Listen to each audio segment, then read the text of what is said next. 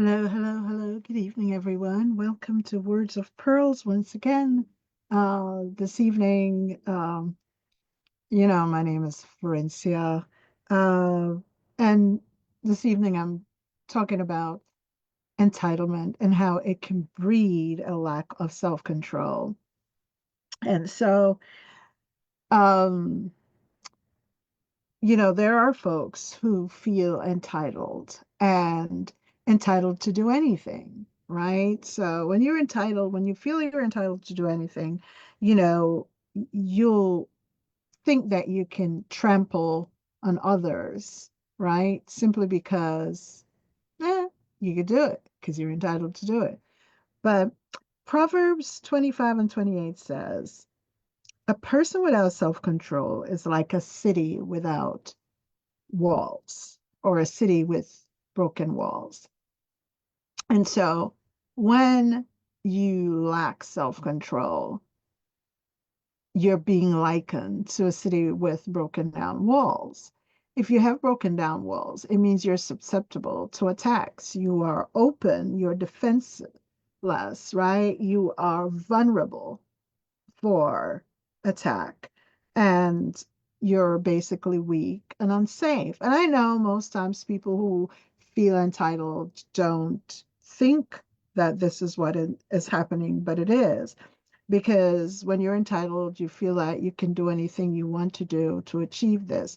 As I said before, you can trample on the needy, you can rob them, you can do whatever you want to think that whoever is beneath you is simply beneath you, and you can do this. But Proverbs 22 and 16 says there are two kind of people heading towards poverty: those who exploit the poor and those who pay off to influence illegal activities of the rich. Hmm.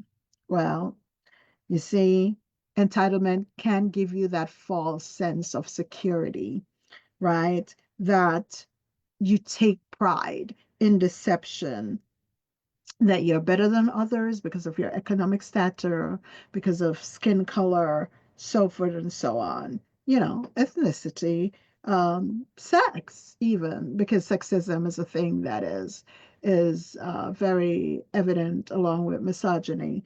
And so the thing is, uh, underneath the skin, it's all red. Many diseases do not know the difference between ethnicities, right? But while one is being prideful, while one is uh, thinking that, yeah, I am who I am, and do you know who I am? I could do anything that I want to do. We have to remember that in Proverbs 16 and 18, it says, your boast becomes a prophecy of future failure. Pride, simply, it says, goes before a fall, right? The higher you lift yourself in pride, the harder you will fall in disgrace, right? Or they say the longer you fall. Some also say that while you're doing what you're doing to make your way to the top, if you're not doing it the right way, it does make for a harder fall. And so entitlement can make you believe that you have done a good deed, right? And that if you do a good deed, it balances out the hundreds of other wrong things that you have done. um, Entitlement has a way of whispering lies to people, right? Leaving you open to attacks. Because if you are deceived, then a deceived person won't know where the attack is coming from because you'll feel you are secure in what it is that you are doing, right? And so you'll always also be vulnerable. You'll be unsafe, as I said, like a city with broken down walls. You can just imagine, right? A city without borders. And if they're a city that cannot defend their own, then they're prone to attacks, right? So while entitlement does breed that lack of self control, you know, because you're like, I don't have to control what I do. I could do anything, right? In essence, is how a person who's entitled feels. But I say there's hope for those who feel they're entitled because when you move from entitlement to humility, uh, knowing that there is a God who's watching over everything that's being done. You see, most times, folks, because some folks don't believe in God, some folks don't believe that what they're doing is being caught on a camera that they're not seeing, right? And so the same God who sends the rain, the Bible says, on the just and on the unjust, he sends sunshine upon us all.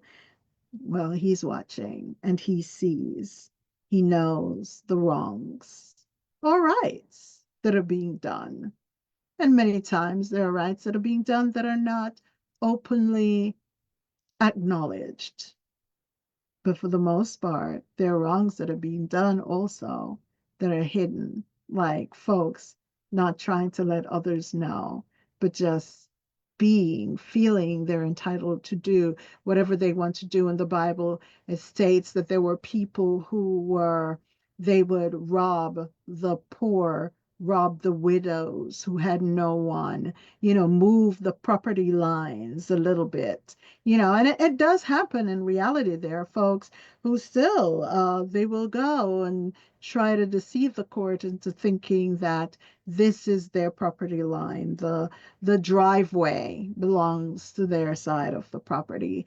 They'll block it. And sometimes there are folks that you're living with neighbors that are very contentious, or your neighbors who are very entitled, maybe because of ethnicity, maybe because of their economic status.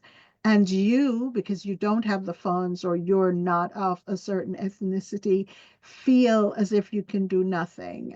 But this is why there is a justice system. And above that justice system, if you know God, you can pray and he will lead you to what you need to do, and to even have the right judges preside over your case, or have the right lawyers. See, you're not without hope. So as I said, there are consequences and rewards to everything that a person does. And so I would say choose to do right, choose to love, choose to be kind. And so while the choice is yours to feel entitled or not, remember, choose self-control, because when you choose self-control, then you become a walled city, a defensed city. And there are scriptures that tells that those who take this advantage of the poor, of course, it does not go unseen by God. Even better, he will rise up to assist the poor. So I pray today that you're not one who thinks you're entitled and therefore have no self-control, that you will do anything you feel that you should do. Then I pray that somehow you stop,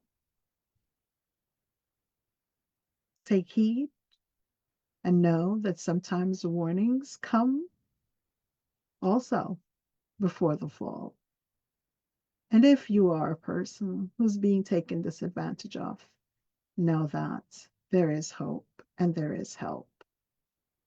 And even for the person who seems entitled, there's also hope for you as well. And that being said, I pray in this time, while we have this climate around us, where so much is going wrong, and so many things are happening that are out of the control of many, that will try to do one, what is right and pleasing in the eyes of God. And may we join together to help each other because united we stand, truly stand. It's really humanity, not different ethnicities against each other, but really humanity against the things that are happening against us. So, have yourself a wonderful night. Know that you're loved by God, really, truly loved. Have a wonderful night. Oh, I will check if anyone's watching. Not sure, but let me just take a quick check before I sign off. And so I pray that you had a wonderful week and you continue to have a wonderful and a safe week. Well, I don't see anyone, but as I said, have a wonderful and a safe week. Have a good night.